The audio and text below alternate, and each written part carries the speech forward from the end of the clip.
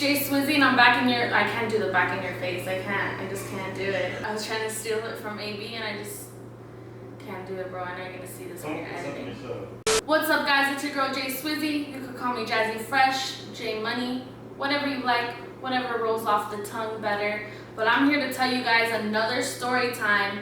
This one, a little different, nothing along the lines of crime. But this is the story of how I moved across the country all by myself with no money. So I actually often have a lot of people reach out to me and ask me how I did it because they want to do the same thing, or maybe they're going through something like that. And let me just tell you, like, leaving your hometown really is a life hack. I was living in Miami, Florida for 3 years, but some of you may know that I'm originally from Tucson, Arizona. It's a small city in Arizona. It's up and coming, but I needed to get out. After what had happened to me after I got arrested, I lost my job, I lost my house, I lost my car, and I was literally walking places applying for jobs, and I needed something different. Like, I just really felt like the weight of the world was on my shoulders and I needed to get out of my hometown, especially because I felt like everybody was gonna find out about what had happened to me, because I actually had a friend that I didn't tell what happened, and she sent me the article that I was in. So that just kind of shook me up a little bit. I didn't want people to know about what had happened to me. On my journey of applying at places and trying to get a job, get back on my feet after having been arrested, I applied at some places online too, and some places that were not in Tucson, Arizona. I applied at some places in California, Colorado. I really just was applying everywhere. Now, I had a best friend in high school that after freshman year, she had moved to Florida, and I still stayed in touch with her. So I talked to her, I told her everything that had happened to me, and she told me, you should move to Florida. And it was a crazy idea, but hey, I was like, I'm down. And you never really think that stuff like that is gonna happen. Like, you say it all the time, I feel like. But she said, she was working at a resort at the time. She told me they really like to hire people that are of different cultures, from different places, because it just brings more culture to the property. So she sent me the link, she referred me, and I actually got a call the very next day for an interview. I did a FaceTime interview and they hired me immediately. This is in December. Right after my arrest, which was in September.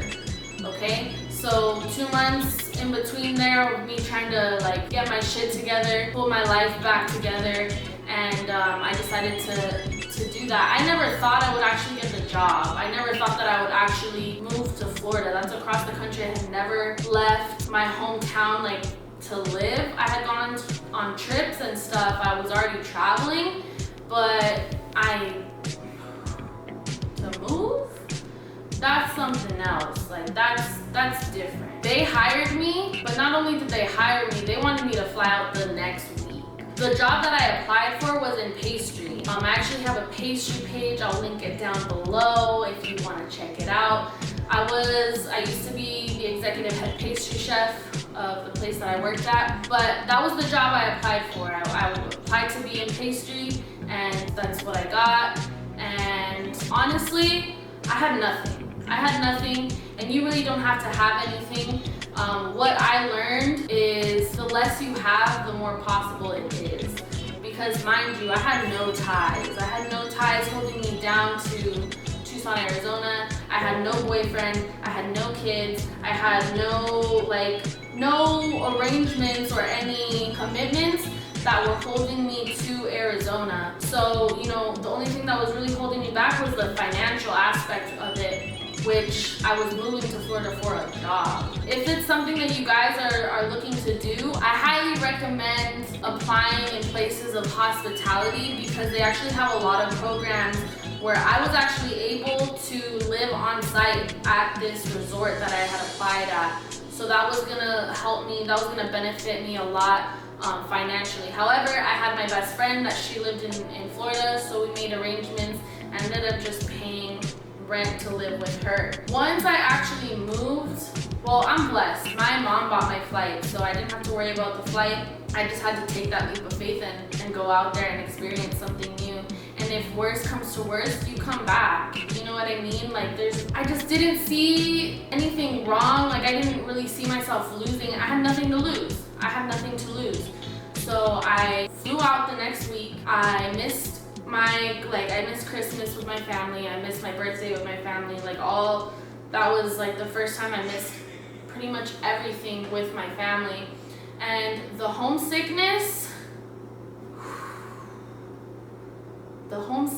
hit hard. And that's really not something that I even thought about or even like prepared myself for.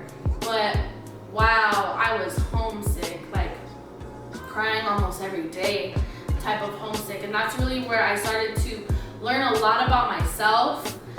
That's where I learned that I have like separation anxiety. I just learned a lot about myself. Like I really had to deal with myself, my emotions, my thoughts, and maybe that's something that you guys struggle with too, but I really just dove into myself. I'm really thankful for it because my dad and my grandfather, they're both pastors, and growing up I was raised like in a church pretty much, but I kind of had that bad taste in my mouth towards it just because I kind of felt like it was forced onto me. But when I moved and I was feeling vulnerable, I found myself actually going out and seeking God. I don't know if you guys are spiritual, I am, but that's when I started to create my own relationship with God, and I found my own church that I enjoyed, and I started to attend church and just like pour into myself. Whether it's like a spiritual thing or friends, like you guys have to have people pouring into you. That's just something, you gotta have that. So the place that I was living was called Homestead. It's Homestead, Florida. It's very, very deep south, right before Key Largo.